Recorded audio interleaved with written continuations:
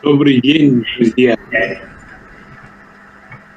Первое, что я хочу отметить, нынешний конференции, конгресс по глубине содержания очень насыщенный, полезный.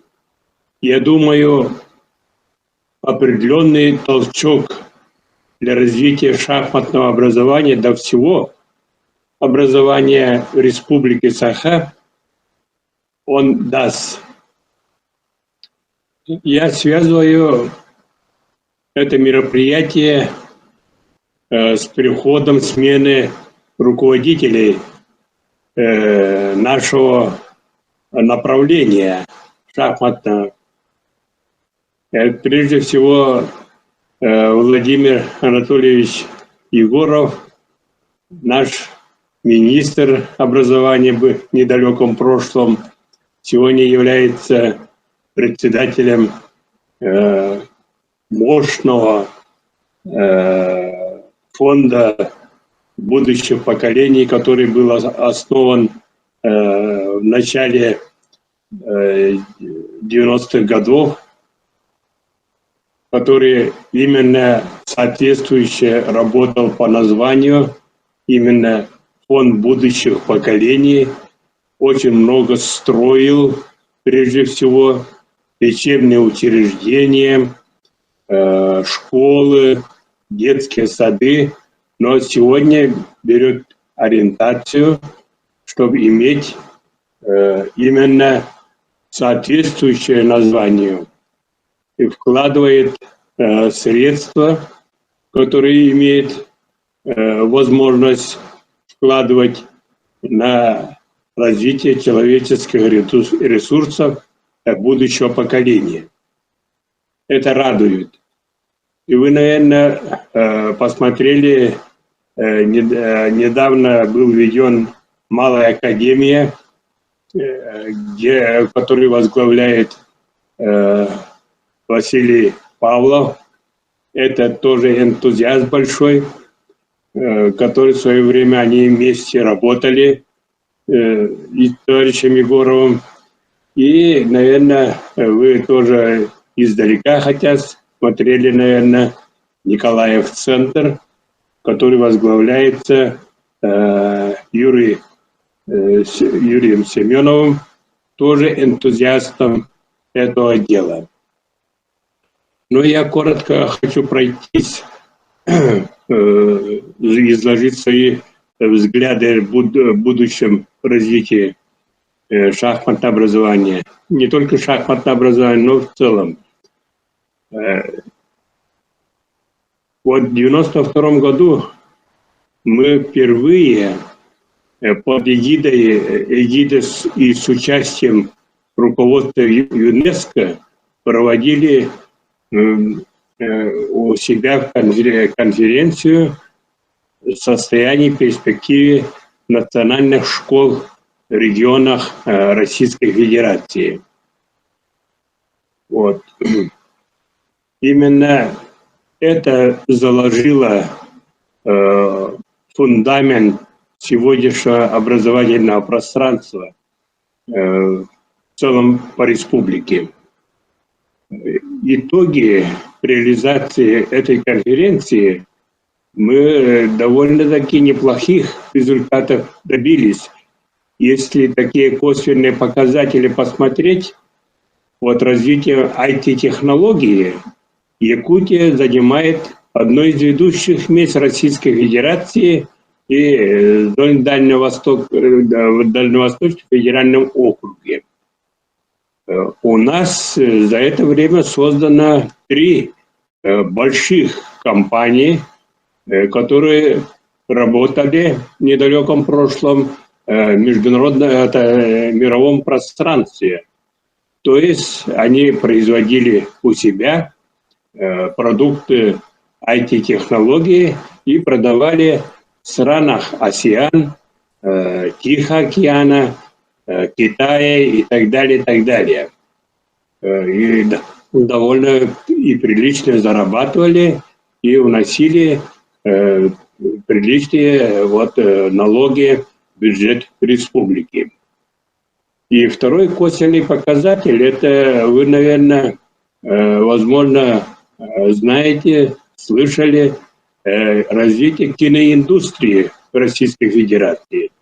Вот сегодня некоторые товарищи говорят, что Якутия занимает после Мосфильма и Санкт-Петербургского киностудии третье практическое место. Именно киноиндустрия Якутии занимает довольно большой удельный вес и семимильными шагами в будущем будет развиваться. Если еще третий показатель, если считать, есть международная ООНовская организация, которая определяет место развития человеческих ресурсов Российской Федерации, то в 90-м году мы занимали 47-е место России по развитию человеческих ресурсов, то в 2000 году мы занимаем уже 8-е место. 8-е место. Это тоже неплохой показатель и косвенно показывает развитие образования в республике. Ну, чтобы достичь этого, конечно, была большая работа. Именно благодаря энтузиастам руководства Министерства образования была проделана огромнейшая работа. Она невидимая до некоторой степени, но мы, люди, которые вместе с педагогами в республике работали, то знаем, как в условиях безденежья, в условиях разрухи поднималось и сохранялось наше образовательное пространство.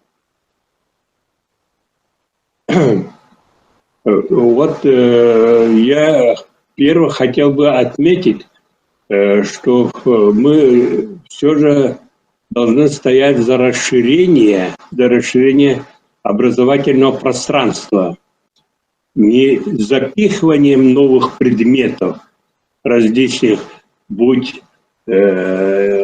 которые сейчас новые предлагают различные предметы, новые вести в школьную программу довольно насыщенную, а более оптимальные варианты, и притом нужные, жизнью доказавшаяся необходимость именно это направление.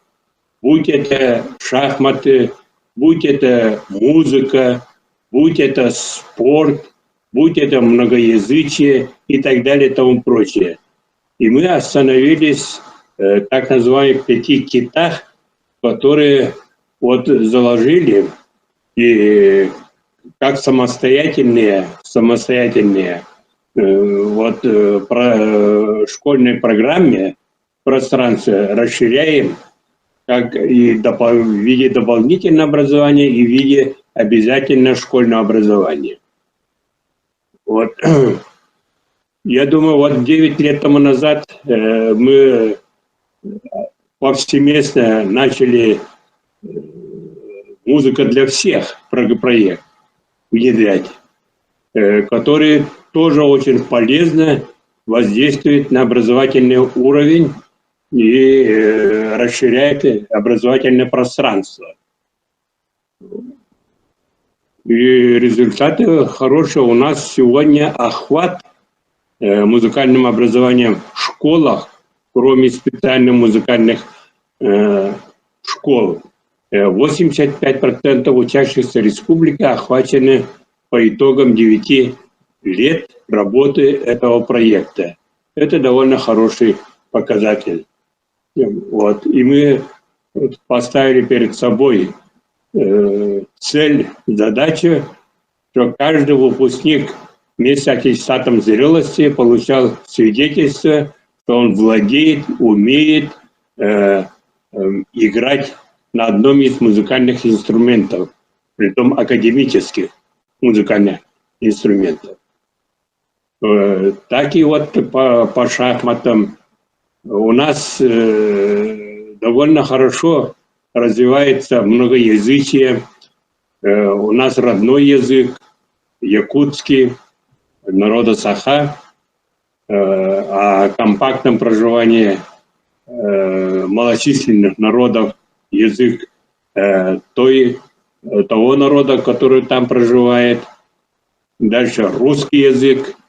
Вот, мы все же неплохо владеем русским языком, а сейчас еще подключились, поскольку международное сообщение, обмен большой и так далее, глобализм, вот, интернет и так далее, вот, чтобы узнать все новости и так далее. Реальная жизнь требует, чтобы один из иностранных языков мы изучали, владели, не только изучали, но и владели разговаривать. И ребята, я думаю, неплохо есть школы,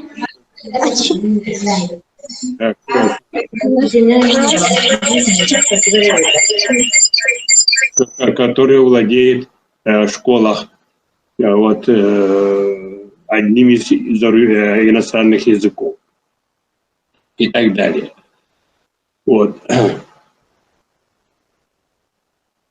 По шахматному всеобучию, шахматному образованию, это первое, надо основываться на данных науки. И руководители вышеперечисленных, будь Малая академия, будь фонд будущих поколений, будь Николаев центр, который занимается этими проблемами, они прекрасно знают вот, владение, как наука помогает именно на основе науки, на основе разработок, основанных на методике, которую вы приносите, вы помогаете, вы наши учителя. Вот и сегодняшние вот ваши подходы тоже показывают, что каким богатым опытом вы владеете и открыто обмениваетесь с нашими рядовыми учителями и школьниками в этот период и онлайн сообщения, общения и сами реально приезжать. Реально. Я направление товарищ Коптева Якутия обязательно примет. Об этом и председателем фонда обязательно примем участие, вот, в котором будет проходить в Владивостоке на базе пионерлагеря «Орленок», «Океан». Вот, примем участие. Это очень хороший подход, где старшеклассники должны подключаться, которые умеют играть, которые имеют разряды, которые прошли тоже в свое время школу у себя на родине. Они младшим классом могут стать преподавателями. А вот методику преподавания детские шахматы детям, это свой подход имеет. И вы, я думаю, раскроете эти секреты, эти подходы и на научной основе. Только на основе науки надо развивать все. Современный мир так устроен, что у нас знахарство или опыты и так далее хорошие, необоснованно, не подтвержденные наукой, не должны присутствовать в школьном образовательном процессе. Вот. Только апробированные. Вот армянские товарищи сказали, вот товарищи рассказали российские субъекты, которые вот десятилетиями наблюдает, как влияет, какая методика, как работает. Вот это действительно наука. Поэтому их смело надо внедрять, уже опробировано жизнью. И мы, наши товарищи, примут на вооружение сообщение, которое вы сделали сегодня. Я должен заверить, что Якутия – это довольно послушные, дисциплинированные ваши ученики. Поэтому так и надо относиться, так и надо совместную работу составить, что вы, как опытные люди, приезжаете и помогаете не младшему брату, а людям, которые имеют начало работы, что-то накопили, какую-то традицию имеют и так далее и тому прочее. Их только поддерживать, подучить, оттачивать их мастерство, и тогда мы достигнем общую победу. И последнее, я в виде пожелания. Когда мы составили проект «Музыка для всех», я наблюдал, как относится Министерство культуры, так, консерватории, учебные заведения, которые готовятся. И должен сказать, они более организованно действуют, чем наши шахматисты. Шахматистов, конечно, массово, как композиторы не бывает, штучные это люди, чемпионы мира и так далее, это штучные люди. Но как-то сплоченно более. Надо сплотиться и какую-то структуру создать сплочение. Именно направить все усилия, чтобы будущее поколение было намного грамотнее, чем старшее поколение. И Россия именно через них поднимется, как Россия. Потом мы всю дорогу говорим, мы сосредотачиваемся, импортозамещением занимаемся и так далее. А кто будет заниматься? Кто эту нишу займет? Безграмотные люди не займут, и эффекта не будет. И ничего мы не создадим. Разница осталась в технологиях и так далее очень большая, поэтому это тоже надо учитывать. Поэтому семимильными шагами нам надо общий интеллектуальный потенциал России именно переложить на школьное образование. Быстрее наши ребята созрели, быстрее они взрослели и быстрее занимали те места, которые им положено занимать. Я желаю успеха. И еще раз большое спасибо нашим гостям, которые, не считаясь ни со временем, ни морозами якутскими, так, ни эпидемиологическая обстановка тоже не благоприятствует приезду вас. Конечно, оберегайтесь.